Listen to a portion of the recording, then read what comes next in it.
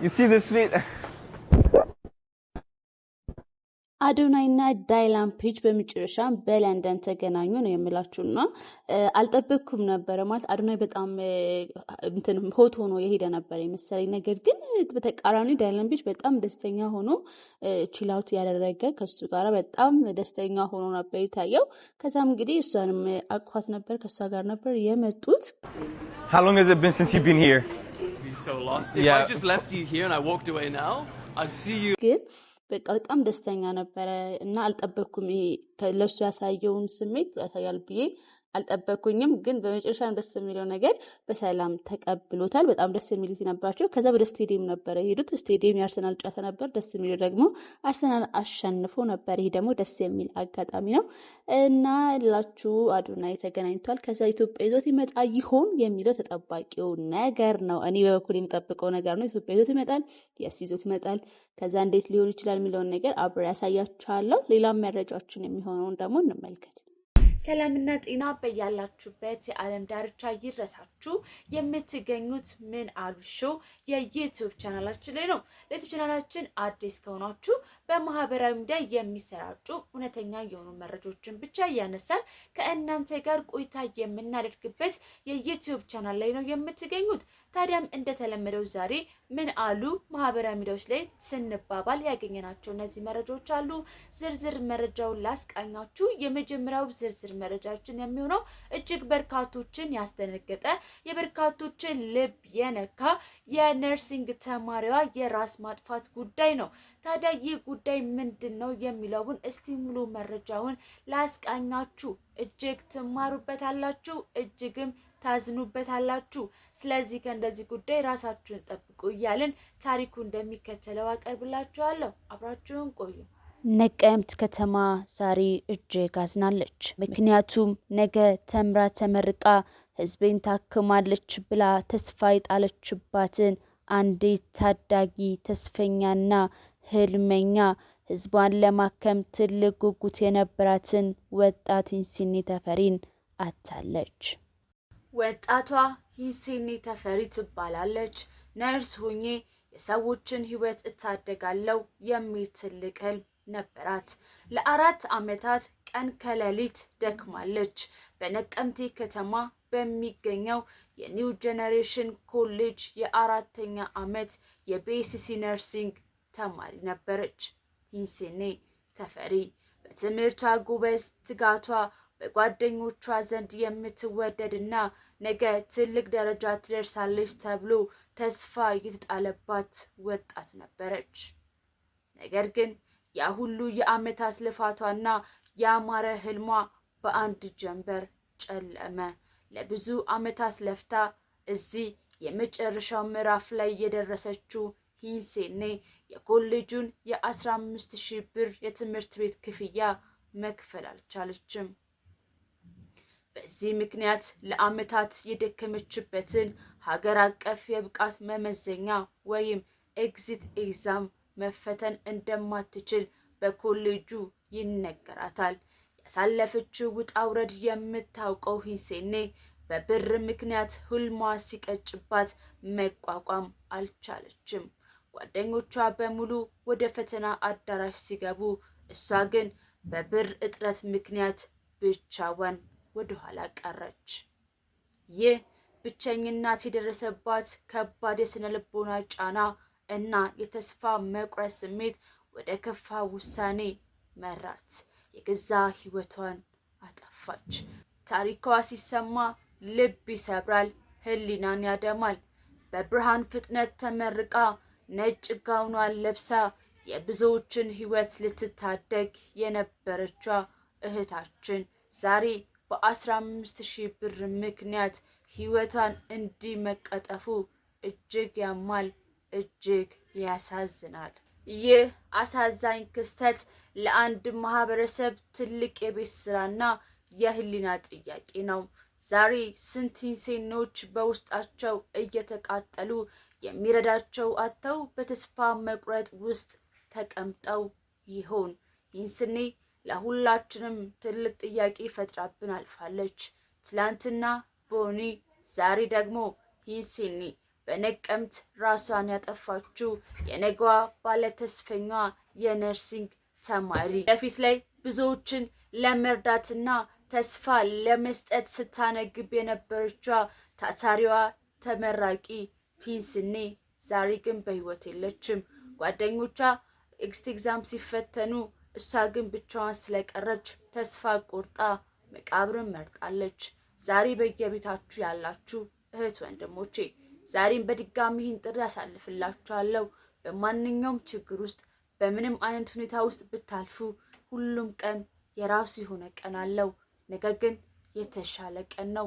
ማንኛውም በጣም የሚያስጠላ ሁኔታ ውስጥ ያላችሁ እህት ወንድሞቼ ካላችሁ ዛሬም እንደምላችሁ እኔም ማናገር ትችላላችሁ።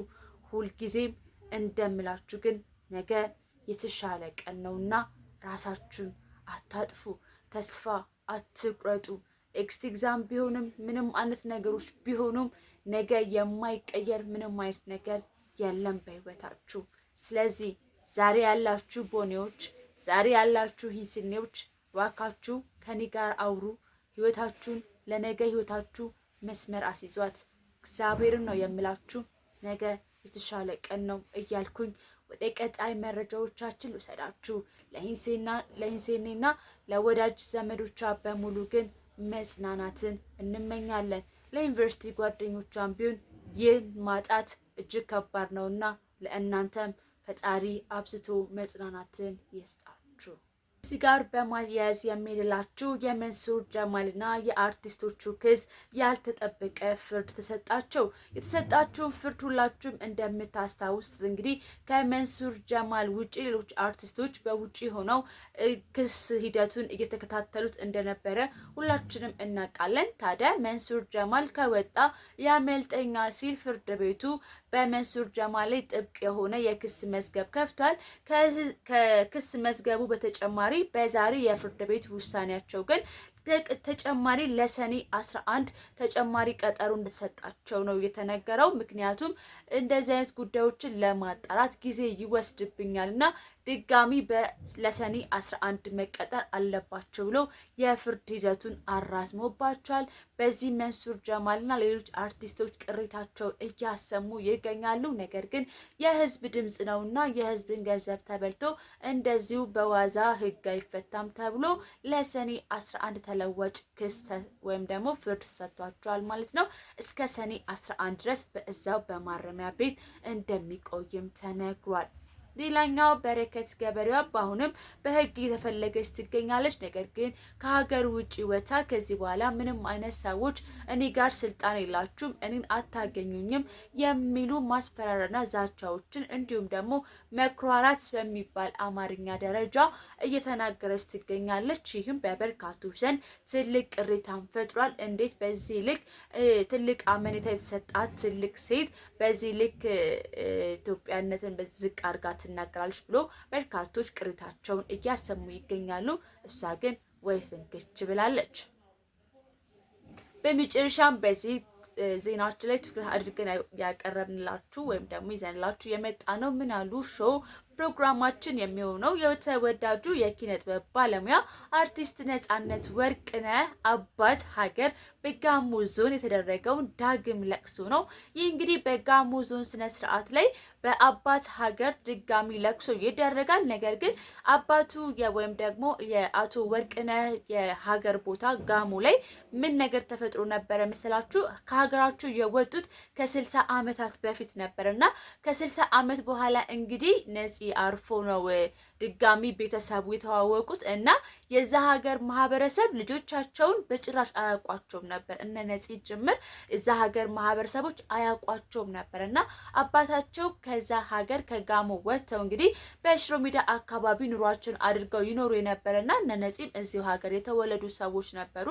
ከዛም በማስከተል አያታቸው ካረፈ በኋላ አባታቸው ካረፈ በኋላ እንግዲህ ድጋሚ ልጆቻቸው ሲሞቱ ህግ ነውና የሀገሬው ባህል ነውና ልጅ በሚሞትበት ጊዜ በአባቱ ሀገር ድጋሚ ለቅሶ ይቀመጣል የሚል የጋሞ ማህበረሰብ ህግ አለ።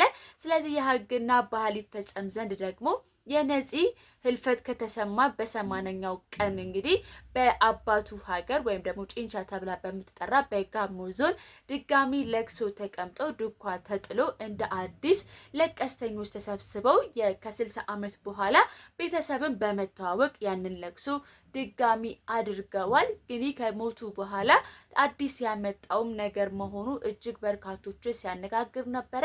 ከ60 ዓመት በኋላ ተገናኝቶ የማያውቅ ቤተሰብ እንግዲህ አያት ነው የወጣው ከዛ ቦታ የልጅ ልጅ ቦታ በጣም በርካታ ትውልድ ያለበትን ነገር ተመለከትነው እና በዛም ስፍራ ላይ እንግዲህ እህቱ መሰረት ወርቅነህ እና ወንድሙ ወንደሰን ወርቅነህ ተገኝተው እርማቸውን ከጋሞ ማህበረሰብ ጋር አውጥተው ድጋሚ ለቅሶ ተቀምጠዋል። በነፂ ጉዳይ ማለት ነው። በድጋሚ እንግዲህ የነፂ ሞት ሁላችንም እያንገበገበንና እስካሁን ድረስ ከውስጣችን ያልወጣ ሀዘን ነው።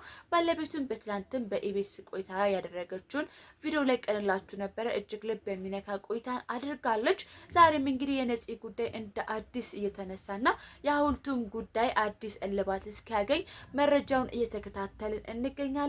የምትገኙት ምን አሉ ሾው የዩቲዩብ ቻናል ላይ ነው። ማህበራዊ ሚዲያዎቻችን በርካታ ጉዳዮች ነበሩ፣ ግን ለእናንተ ይጠቅማሉ ብለን የመረጥናቸው እነዚህ ርዕሰ ጉዳዮች ናቸው። የሞቱትን ነፍሳቸውን በአጸደ ገነት ያኑርልን፣ ያሉትን ደግሞ በሰላም በጤና ያቆይልን፣ መልካም ዜናዎችን ለመዘገብ ያብቃን እያለን ምን አሉ ሾዋችንን ዛሬ ደግሞ እዚህ ጋር እናበቃለን።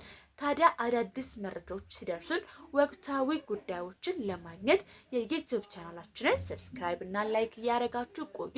ማንኛውም ሀሳብ አስተያየት ካላችሁ ደግሞ በኮሜንት ሴክሽናችን ላይ ልታጋሩን ትችላላችሁ። እኔ እስካሁን ከእናንተ ጋር ቆንጆ ቆይታ ነበር ያደረኩት። እናንተም እንደወደዳችሁ ተስፋ አደርጋለሁ።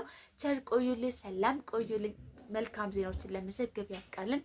መልካም ጊዜ ይሁንላችሁ። ተባረኩ።